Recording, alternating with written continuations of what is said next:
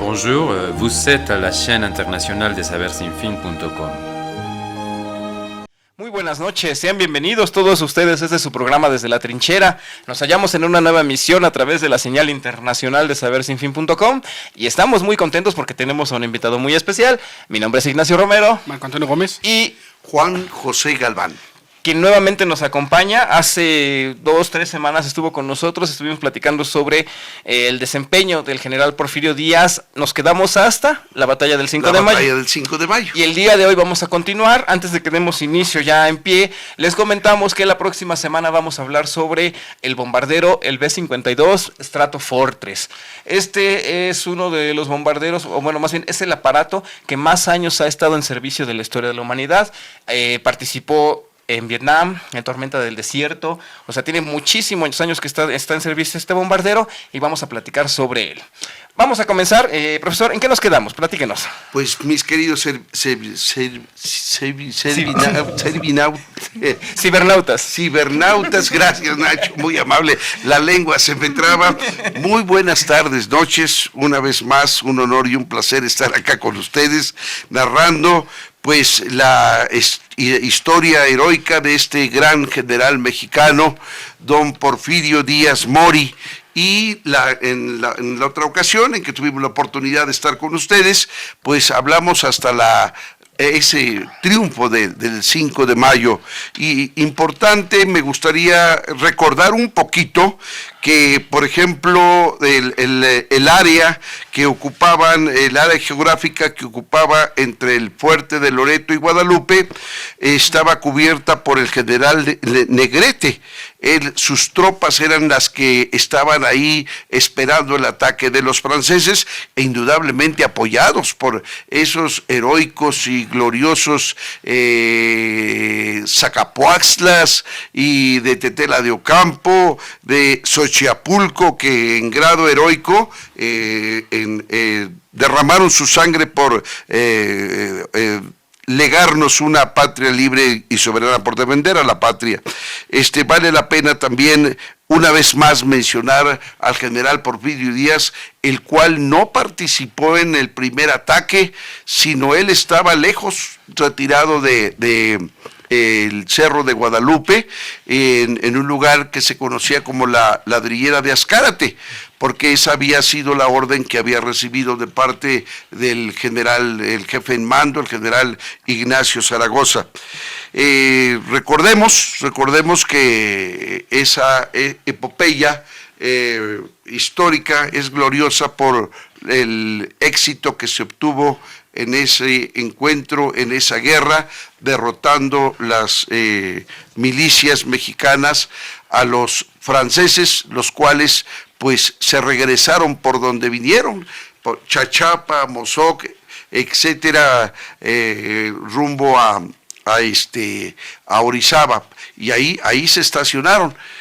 Posteriormente el general Ignacio Zaragoza quiso perseguirlos y casi nadie sabe de la batalla del Cerro del Borrego en Orizaba, casi no nos la menciona la historia. Y en una ocasión, platicando unos mexicanos con unos franceses, se referían sobre la batalla del 5 de mayo y que los habíamos derrotado, y uno de los franceses empezaba a decir, ¿y la Borega? No, pues, y la Borega, como diciéndonos, ¿por qué no se acuerdan también del Cerro del Borrego, donde pues prácticamente los franceses nos imprimen una derrota y tienen que regresarse las milicias mexicanas, encabezadas todavía por Ignacio Zaragoza, a la ciudad de Puebla? Una vez que se sabe la noticia en Francia de que se le había derrotado al primer ejército del mundo, al ejército de Napoleón III, pues Napoleón III se molesta, se enoja y dice, es imposible que un ejército desorganizado, sin armas, sus cañones con mucho menor alcance que los de nosotros, nos hayan derrotado. Y prepara otro ejército en Francia, y si la primera vez nos llegaron 6,000, para esta ocasión nos manda 30,000 soldados entre suavos, austriacos, sudaneses, etcétera, 30,000 elementos para una vez más tratar de conquistar a México a través de la guerra. Este ejército empieza a llegar allá a finales del 62 y en marzo del 63, en marzo de 1963, por cierto, ya había fallecido el general Ignacio Zaragoza y don Benito Juárez había tomado la decisión de que tomara las riendas del Ejército de Oriente el licenciado y general don Jesús González Ortega. Y pues él tuvo que enfrentar a estos 30,000 soldados extranjeros, apoyados por otros 6,000 más o menos mexicanos del Partido Conservador, y tuvo que hacer su resistencia aquí en Puebla. Llegan los franceses a Puebla una vez más y ya no atacan por el cerro de Loreto y Guadalupe, sino le dan vuelta a la ciudad y ponen su campamento, se instalan los franceses en el Cerro de San Juan, actual Colonia La Paz, para que desde ese lugar, desde el desde el poniente, traten de tomar la ciudad de Puebla. Y pues los generales mexicanos, bajo las órdenes de Jesús González Ortega, pues de inmediato responden a esta situación y pues no tenían ya fuertes donde defenderse y ocuparon como fuertes a la iglesia de San Marcos, a la iglesia de San Agustín, a la iglesia al que le llamaban Fuerte del Carmen, la iglesia del Carmen, a la iglesia de la Concordia, a la iglesia de San Javier, que junto a ella estaba el edificio de la penitenciaría, ahí estaba la cárcel, y los franceses a partir de marzo ponen en estado de sitio a la ciudad de Puebla y empieza prácticamente la guerra, empieza el combate que tardó 62 días.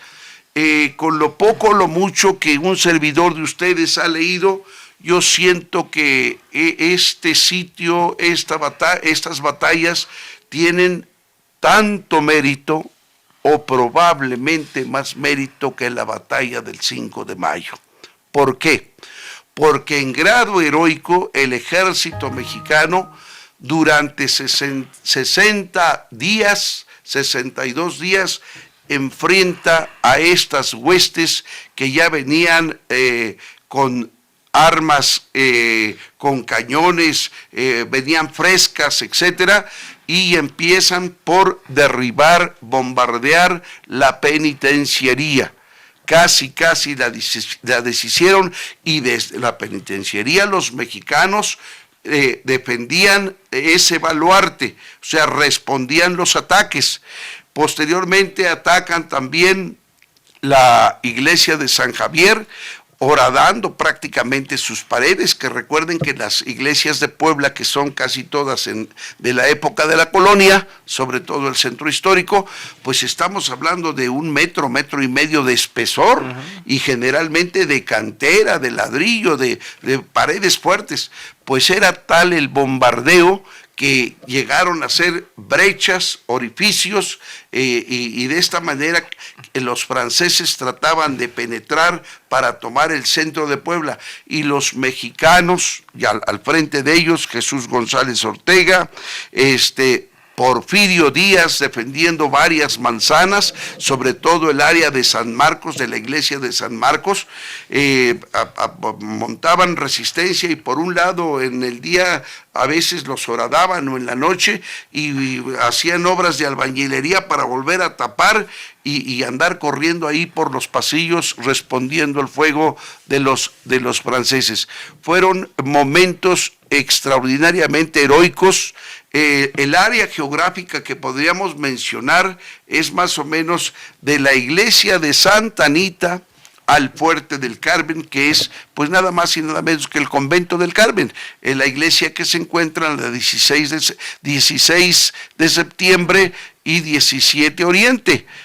A eso se le conocía con el nombre del Fuerte del Carmen, y prácticamente el último baluarte de la ciudad de Puebla, porque ya posteriormente seguían puros campos de siembra, campos llanos, y allá a lo lejos ya estaba el molino de Huexotitla, que lo conocemos ahí, que está en Plaza Dorada, que en los últimos años, o creo que todavía pertenece a la familia Benítez.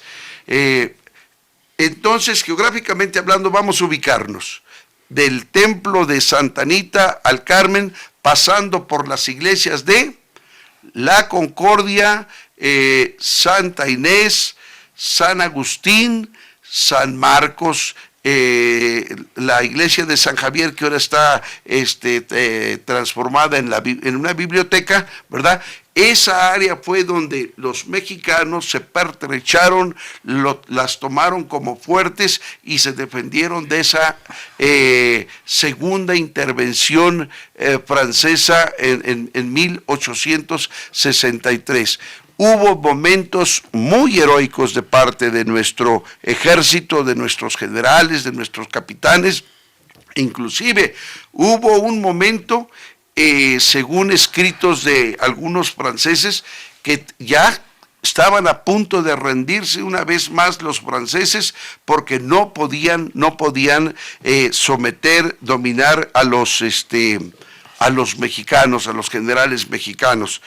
El caso es que llega un momento en que Ignacio Comonfort, el 5 de mayo de 1863, primer año de aquella gloriosa gesta de un año atrás, vale la pena mencionar que se izaron las banderas mexicanas en casi todos estos templos, e inclusive de ellos salió una salva de un cañonazo, con excepción del templo de Santa Anita, que se dieron las 21 salvas, y del Fuerte del Carmen, que también sonaron las 21 salvas para conmemorar el primer aniversario de la batalla del 5 de mayo.